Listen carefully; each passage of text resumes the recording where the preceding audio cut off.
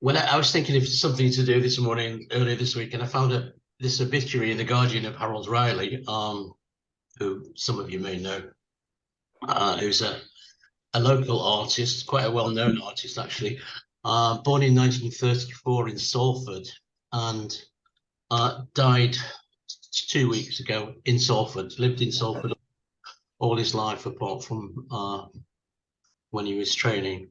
So there he is. That's the man himself. Died age 89, and he went to Salford Grammar School, which I don't think is still standing. I'm not sure actually, but he moved into the comprehensive system in the 1969. I tried to find out who else went to Salford Grammar School, and the only ones I could find were Albert Finney, a couple of people out of New Order, and the film director Mike Lee. Then he won a scholarship to the Slade part of UCL, and he studied there for 3-4 years. There were millions of people there who studied at the Slade who were very famous, but I found a few out, and amongst them is Augustus John, Walter Sickert, Wyndham Lewis, Derek Jarman, Anthony Gormley, Raymond Briggs, Rachel White-Reed, G.K. Chesterton, amazingly enough, the writer, Paul Nash, Stanley Spencer, and Paul Arago. There are lots more, but they're the ones that I just picked out. So there we go. He was born in Salford. Salford, as one or two of us may remember it. This looks like a prototype for Coronation Street, actually, but gone now. But this is the area he grew up in. So, and here's one of his paintings of Salford. Kind of, the church is recognised, but I don't know which one it is. It may be Pendleton Church actually, but I like that. He's very he's very varied actually, but he also studied in Florence, which is somewhat different from Salford, but there you go. And he also studied in southern Spain actually. So, but he came back to Salford and he lived there, and he actually I think he lived on Salford Quays, but he was a great advocate of Salford and Manchester, and his roots were always very firmly fixed there. He's great. He was a pal of Ellis Lowry. They weren't contemporaries by any means, but they were friends, and they sort of collaborated and shared interests together. There's a famous Lowry painting, but there's an interesting picture of Ellis Lowry there with God knows what he's doing, but he normally looks very serious, so it's quite a nice picture of it. This is a drawing by Riley of Lowry, which I think is rather nice. This kind of, and this one I think is terrific because on the back you know who it is. You know what I mean? It's kind of, but there's no face on it, but it's absolutely clear who it is. It's really good drawing. Anyway, he did a lot of portraits of famous people. Is that Prince Philip? Yes. Not traditional portraits, I wouldn't think, but I think it's very interesting style. Yeah. He did a lot of quite famous people. There's one of JFK, which is an interesting. It's kind of, I don't know. What do you think about that? Anybody? Any comments? It looks very modern. Yeah, I mean, JFK died in what, 1963, or was it? Probably done after his death. I don't know. It reminds me of a lion, actually. Can you see that? Yeah. I don't think the chin is wrong. It's almost a recessive chin. He does that with Lowry as well. I don't know, but it's instantly recognizable, I think, as Kennedy. You know who it is, but it's a kind of unusual study, isn't it? But there you go. Made him look a bit Donny Osmond, which which I find disconcerting. Yeah. He has a poppy 60s feel Yeah, about it. yeah. You know, with the long hair. Yeah. You know, that's not very conventional look of Kennedy. The face is very clear, but the hair looks like a rock star, doesn't it? He did have thick hair, didn't he? Yeah, but Yeah, I know what you mean. It's like it's a mane, isn't it? Really, rather than a head. yeah, it's very long, isn't it? And then there's Pope John Paul, which I think is quite a good study actually. It's kind of you know, very recognizable, but also very interesting. This is, well, you know who this is, but he did a lot of studies of Nelson Mandela, and I'll talk about that in a minute. But Happy. I really like that one with Nice colours in it. Mandela, because it's yeah, with the background and the Africans. scenery, I think that of all the ones you've put up, I mean, that's the one I like best so far. He was actually a very good footballer. He was he played for United Juniors. Well, he was born in 34, so he was in just after the war, early 50s.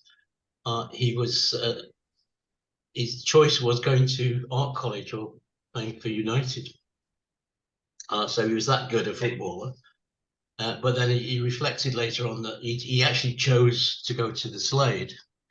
But he later on he reflected that he would have been in competition with Duncan Edwards, who you remember as I don't know. Well, he might have died in the Munich air crash.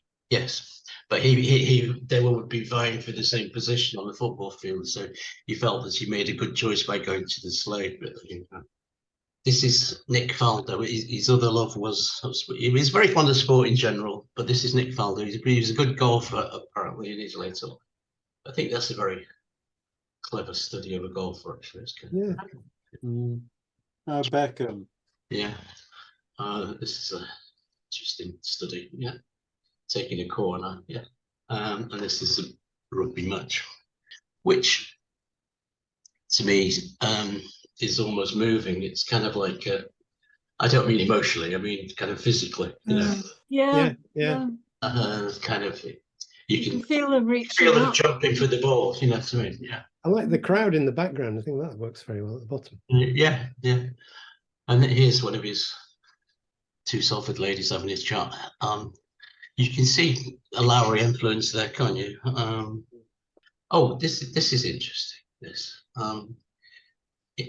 This book contains 23 drawings of Nelson Mandela, and he sold it.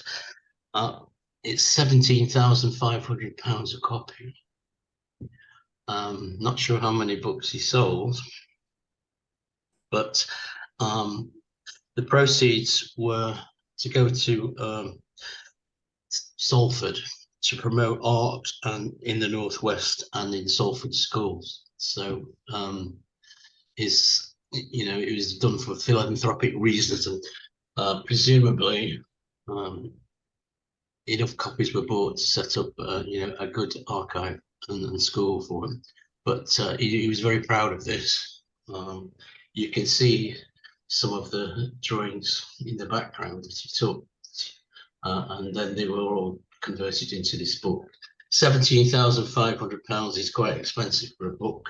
So, Telling me. but nevertheless, presumably, they'll all be, first edition prints, I suppose. So there you go. Anyway, here's one of his street scenes, which is A, recognisably Salford, but B, you can see a Lowry influence there, can you? Oh, no. Yeah, especially the couple on the right. Very. I think that the street figures are very. Sorry, just looking at those Yeah. figures on the right, like stick child and adult, Lowry style. There's another one, which is obviously I very much like him. Yeah. the Ritz. I don't know which Ritz that would be. It's a cinema, presumably.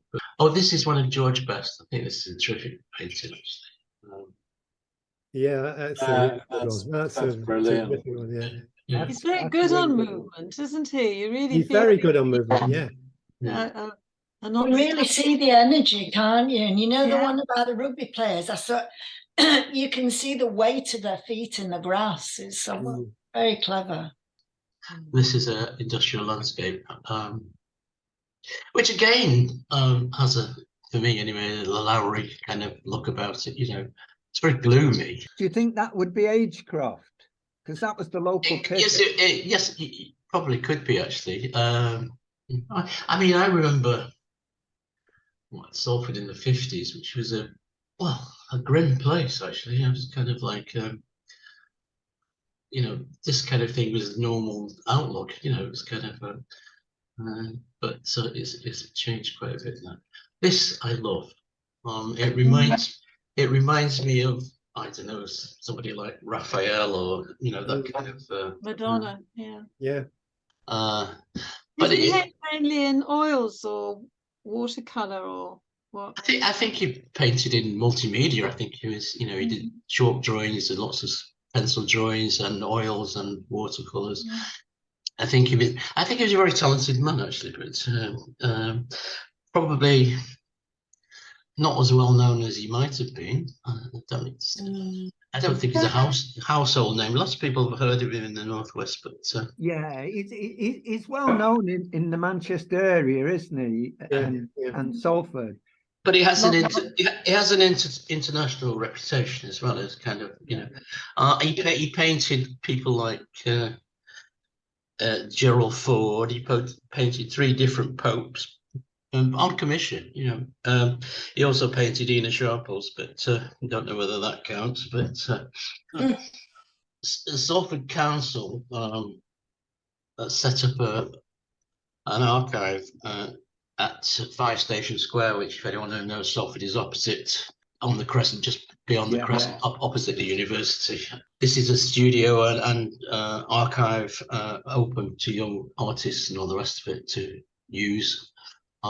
Set up in his name, and I think there are some of his paintings on exhibition there. So really, that's all I have to say.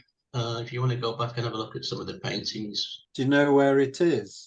Where's the painting? Is it in a gallery? Private? Just asking, because if it was local, if you probably be able to Google it and find out where it is. What's it called, Graham, that painting? It's just called Head of a Girl. Yeah. Looks so familiar. he looks a happy man. I think he was, yeah. I think he was married twice. His first wife died, and then he had a happy second marriage. I think his first wife died relatively young, though. He had a child by each marriage. But he was obviously content to stay in and around Salford and Manchester, and he didn't have any desires to move away. And he was very committed to lots of local issues and concerns. So I think he was very concerned about the arts in general being promoted in schools, or or angry about them not being promoted. Put it like that. Yeah. So I like this one actually. I think it's an interesting study of. I'm not a big fan of David Beckham, I have to confess, but What's that on the left-hand side? Is it a signature or? Yeah. Yeah, that's just his. Yeah, It's an odd place to put it. Apparently, David Beckham suffers from OCD. He's very good with bodies, isn't he? Yeah, Oh, yeah. I think he really gets the fleshy bodies very well. Just You can the tell that's Lowry even from the back. yeah, just the folds in the Mac. You know what I mean? It's kind of there you go. That's it. Great. Yeah. Coronation alternative. There you go. But, Brilliant. okay, well, I'll let you all get back to the coronation in a minute.